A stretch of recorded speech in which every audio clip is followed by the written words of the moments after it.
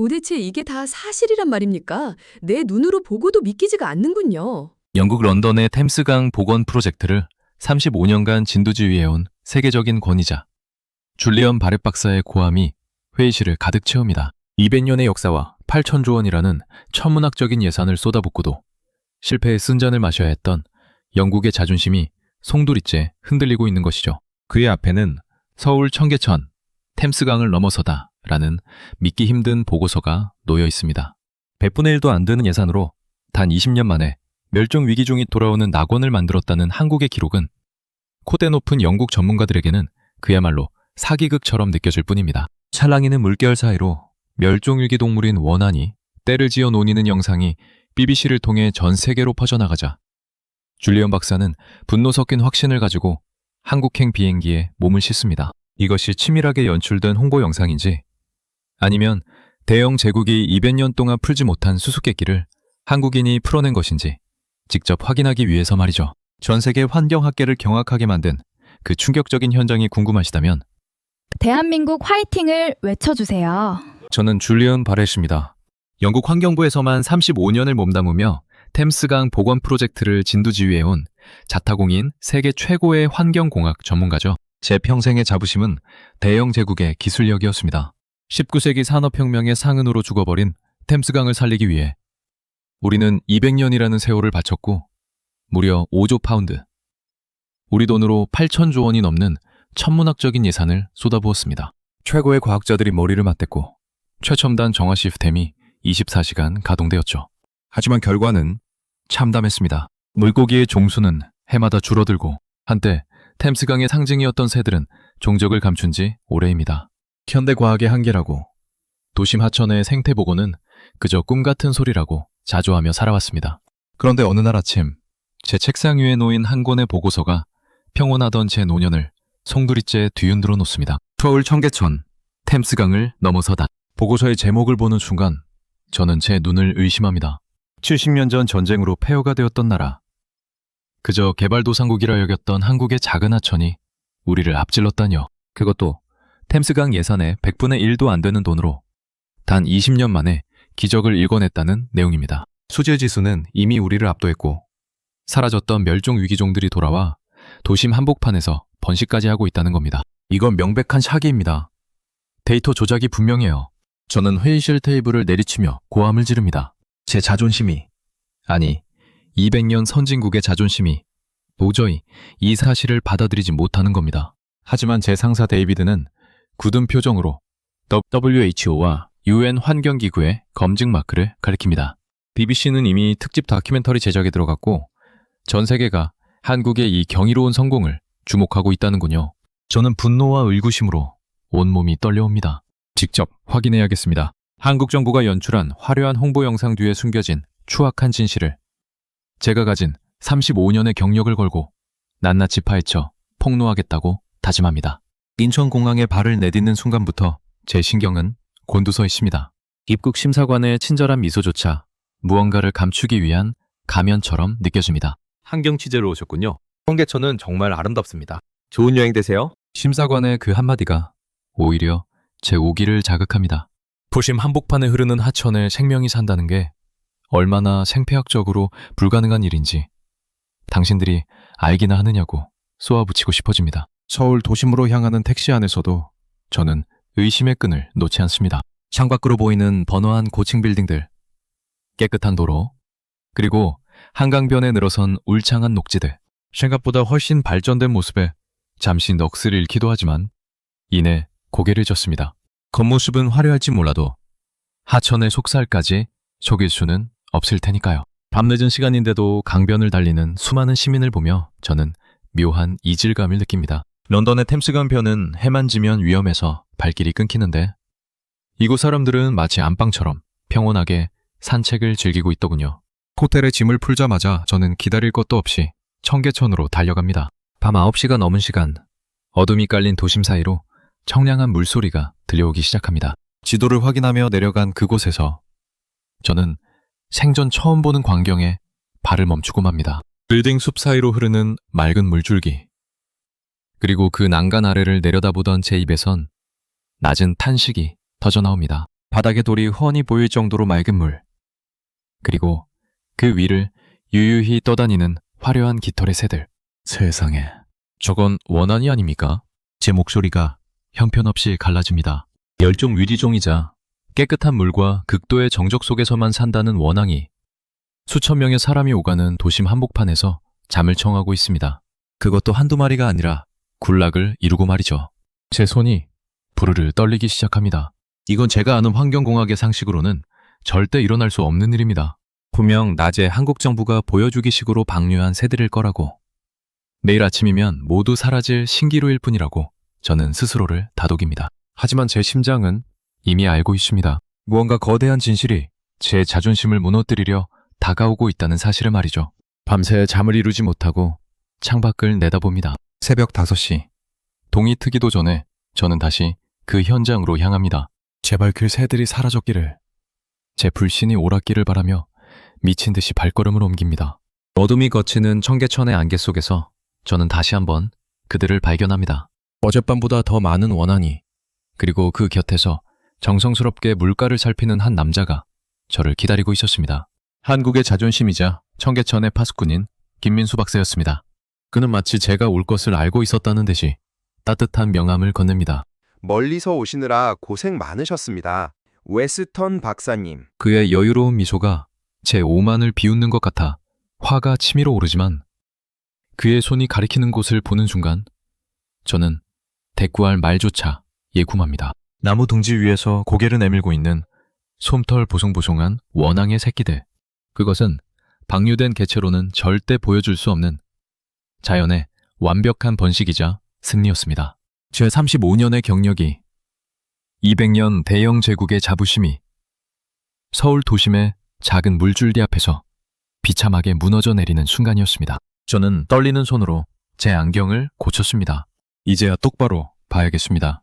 도대체 이 나라가, 이 사람들이 무엇을 했기에 우리가 200년 동안 꿈만 꾸던 기적을 이곳에 실현해 놓은 것인지. 제 폭로의 여정은 어느새 경외와 배움의 여정으로 바뀌고 있었습니다. 어둠이 걷히기 시작한 청계천의 안개 사이로 저는 믿을 수 없는 광경과 다시 마주합니다. 어젯밤 보았던 그 원앙들입니다. 아니, 자세히 보니 어젯밤보다 훨씬 더 많은 수의 원앙이 물줄기를 따라 평화롭게 휴식을 취하고 있더군요. 제 35년의 경력이 비웃음이라도 당하는 기분입니다. 도심 한복판에서 이런 군락이 형성되는 건 생태학적으로 설명이 안 되는 일이니까요. 저는 미친 사람처럼 물가로 뛰어내려가 물속을 살핍니다. 분명 인공적인 정화장치나 산소 공급기가 숨겨져 있을 거라 확신하는 겁니다. 하지만 제 눈에 보이는 건 그저 자연스럽게 깔린 자갈과 그 사이를 유유히 헤엄치는 작은 물고기들 뿐입니다. 그때 제 등 뒤에서 나지막한 목소리가 들려옵니다.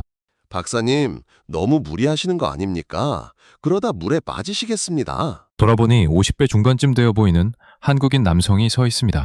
김민수라는 이름이 적힌 명함을 건네는 그의 눈빛은 아주 깊고 고요하더군요. 그는 이곳 청계천의 생태를 연구하는 팀장이라고 자신을 소개합니다. 제가 영국에서 온 줄리언 바렛이라는 걸 이미 알고 있었다는 듯 아주 여유로운 미소를 지으면서 말이죠. 저는 다짜고짜 그에게 쏘아붙입니다. 이 원앙들 대체 언제 방류한 겁니까? 어젯밤입니까? 아니면 오늘 새벽입니까? 도심 하천에서 이런 광경은 불가능합니다. 영국에서도 못한 일을 당신들이 해냈을 리 없어요? 제 목소리는 이미 분노와 당혹감으로 가득 차 있습니다. 하지만 김 박사는 화를 내기는커녕 오히려 저를 부드럽게 이끕니다. 박사님, 백문이 불여일견이라고 했습니다. 저쪽을 좀 보시겠습니까? 그가 손가락으로 가리킨 곳은 상류 쪽 나무 둥지였습니다. 저는 반신반의하며 그가 건네는 쌍안경을 받아듭니다. 그리고 렌즈 너머로 보이는 광경에 그만 숨이 멎고 맙니다. 나무 구멍 안에서 솜털이 보송보송한 새끼 원앙들이 고개를 내밀고 엄마 원앙이 물어다주는 먹이를 받아먹고 있는 겁니다. 이건 방류된 개체들이 아닙니다. 이곳에서 둥지를 틀고 알을 낳고 새끼를 키워낸 완벽한 야생의 삶인 겁니다. 2019년부터였습니다. 처음엔 우리도 믿지 못했죠. 하지만 지금은 보시다시피 7쌍 넘는 원앙이 이곳을 집으로 삼고 있습니다. 작년엔 무려 23마리의 새끼가 이곳에서 태어났죠. 김 박사의 차분한 설명이 제 귓가를 때립니다. 저는 그 자리에 주저앉을 뻔합니다. 제 35년 환경공학 지식이, 대영 제국의 자존심이 한국의 이 작은 물줄기 앞에서 형편없이 무너져 내리는 순간인 겁니다. 어떻게 5조 파운드를 들인 템스강에서도 실패한 일을 당신들은 단 3억 8천만 달러로 해낸 겁니까? 비결이 뭡니까? 제 질문은 이제 폭로를 위한 추조가 아니라 살기 위한 비명이 되어버립니다. 김 박사는 저를 데리고 다시 하천을 따라 걷기 시작합니다. 박사님, 우리는 영국을 비롯한 수많은 선진국의 실패 사례를 가장 먼저 연구했습니다. 왜 200년 동안 실패했는지 말이죠. 그의 말에 저는 뒤통수를 얻어맞은 기분입니다. 세계 최고의 기술력을 자랑하던 우리가 오히려 연구 대상이었고 실패의 본보기였다뇨. 영국은 기술로 강을 통제하려 했습니다. 하지만 우리는 자연에게 기회를 주기로 했죠. 콘크리트를 걷어내고 70년간 막혀있던 지하 수맥이 스스로 터져나오게 기다렸습니다. 실제로 그의 말이 끝나기가 무섭게 물속에서 거대한 움직임이 포착됩니다. 수달입니다. 도심 한복판에 최상의 포식자인 수달이 산다는 건 먹이사슬이 완벽하게 복원됐다는 가장 강력한 증거인 겁니다.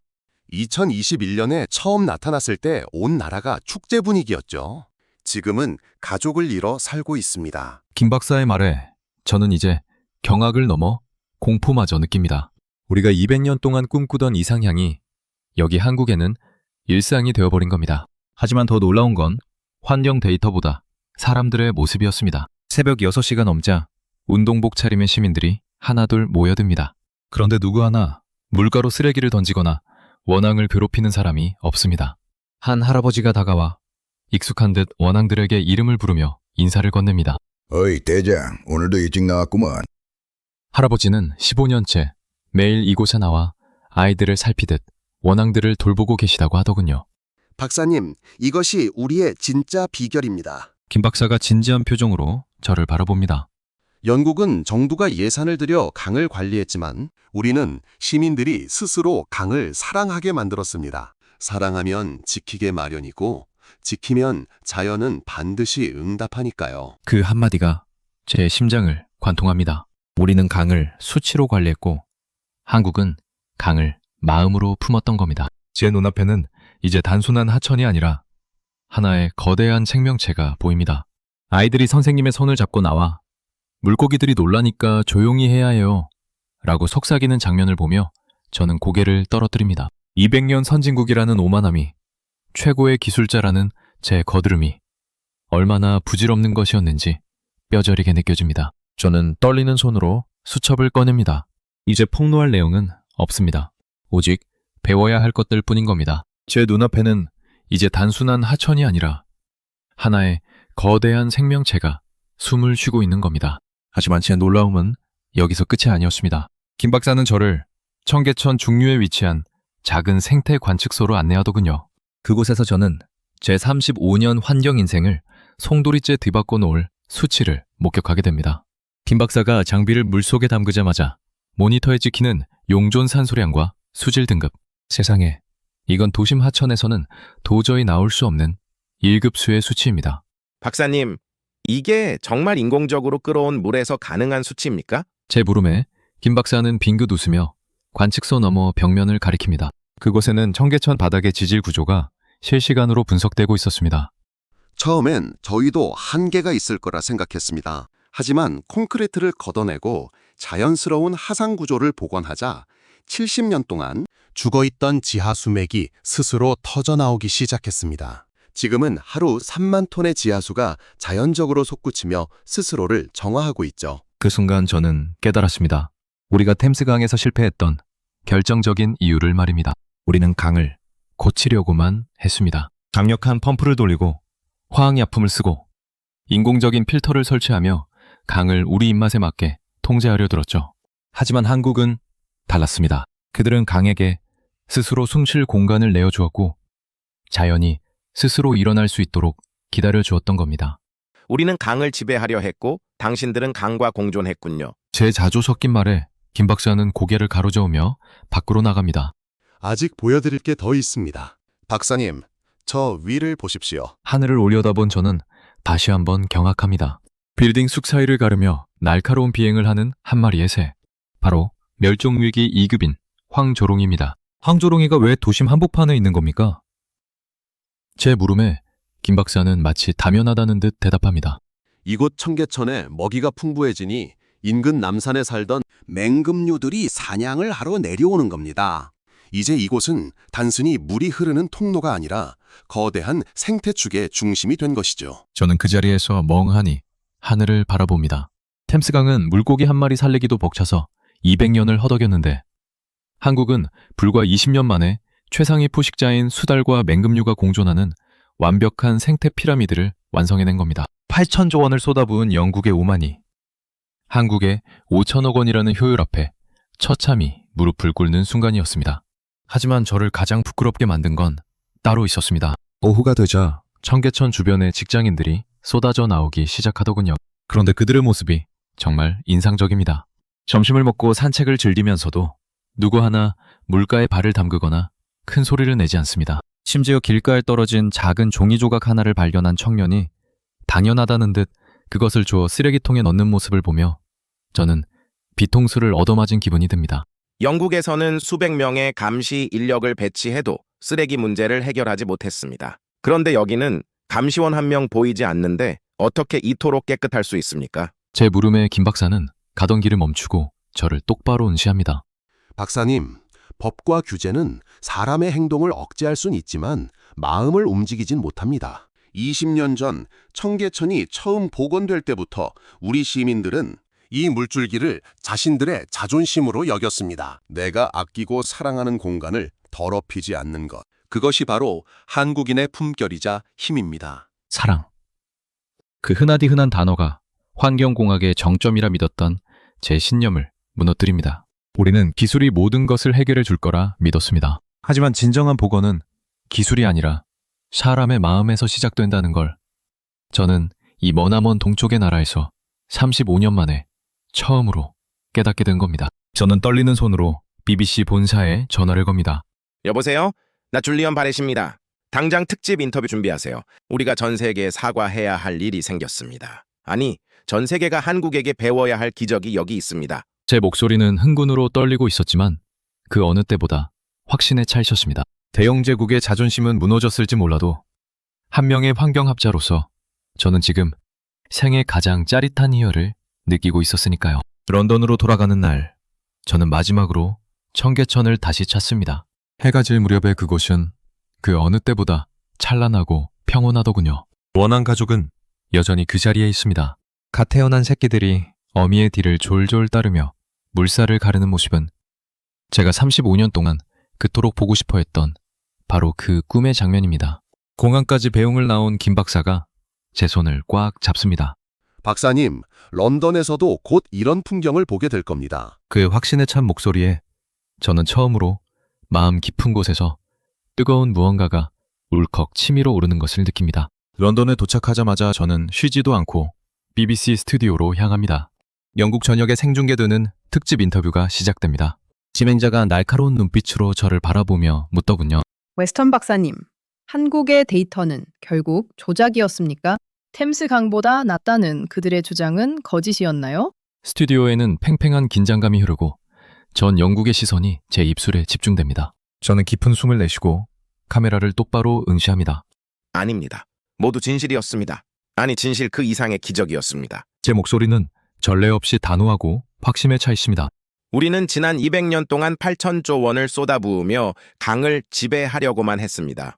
하지만 한국은 단 20년 만에 강을 사랑하는 법을 우리에게 가르쳐 주었습니다. 우리가 가졌던 오만이 얼마나 부질없었는지 저는 현장에서 뼈저리게 느꼈습니다. 이제 자존심을 버려야 합니다. 우리는 한국에게 배워야 합니다. 제 폭탄 선언에 진행자는 말을 잇지 못하고 스튜디오 뒤편 스태프들도 경악한 표정을 숨기지 못합니다. 하지만 방송이 끝난 후 반응은 상상 이상이었습니다. 시청자 800만 명, 유튜브 1억 뷰를 돌파하며 영국인들의 마음을 움직이기 시작한 겁니다. 영국 환경부 장관에게서 직접 연락이 옵니다. 찰스, 자네 말이 맞네. 한국 기술진을 즉시 초청하게. 템스강을 다시 시작하세. 200년 자존심을 꺾고 한국의 지혜를 빌리기로 한 결단. 그것은 제 생애 가장 뿌듯한 순간입니다. 6개월 후 히드로 공항에서 다시 만난 김 박사의 환한 미소를 잊을 수가 없군요.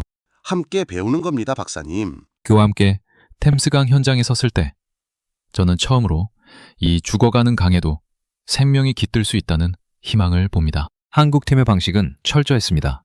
콘크리트를 걷어내고 자연스러운 물길을 터주고 무엇보다 런던 시민들에게 이 강이 우리의 가족임을 알리는 교육부터 시작했죠.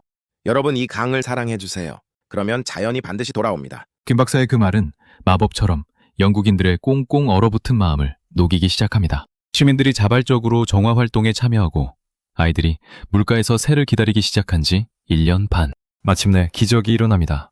박사님, 저기 보세요. 백로입니다. 템스강 감시원의 절규에 가까운 외침에 달려나간 저는 제 눈을 의심합니다. 50년 동안 종적을 감췄던 백로 한 마리가 맑아진 템스강 여울목에 우아하게 매려앉아 있는 겁니다. 제 뺨 위로 뜨거운 눈물이 흘러내립니다. 35년의 집념이 그리고 한국인들이 가르쳐준 공존의 미학이 마침내 영국의 심장부를 다시 숨쉬게 한 겁니다. 저는 떨리는 손으로 한국에 있는 김 박사에게 전화를 겁니다. 박사님, 백로가 왔어요. 우리가 해냈습니다. 수화기 너머로 들려오는 김 박사의 기쁜 웃음소리가 마치 내일처럼 가깝게 느껴집니다. 축하합니다, 박사님. 이제 시작입니다. 그렇습니다. 이것은 끝이 아니라 새로운 시작입니다. 한국이라는 나라가 보여준 이 위대한 사랑의 기술이 이제 템스강을 넘어 전 세계의 죽어가는 강들을 살려내 불씨가 된 겁니다. 오늘도 저는 템스강 변을 걷습니다. 예전처럼 차갑고 위험한 곳이 아니라 사람들의 웃음소리와 새들의 지저귀는 소리가 가득한 생명의 공간입니다. 원앙은 아직 오지 않았지만 저는 확신합니다. 머지않아 한국 청계천에서 보았던 그 아름다운 깃털의 새들이 이 런던의 물줄기 위에서도 평화롭게 잠드는 날이 올 것이라는 사실을 말이죠. 불가능을 가능으로 바꾼 힘. 그것은 결국 사랑이었습니다. 그리고 그 길을 먼저 걸어간 한국인들의 고귀한 품격에 깊은 존경을 표합니다. 여러분의 이 뜨거운 응원과 공감이 저에게는 대본을 쓰는 가장 큰 힘이 됩니다. 오늘 이야기가 마음에 닿으셨다면 구독과 좋아요로 따뜻한 마음을 나누어 주세요.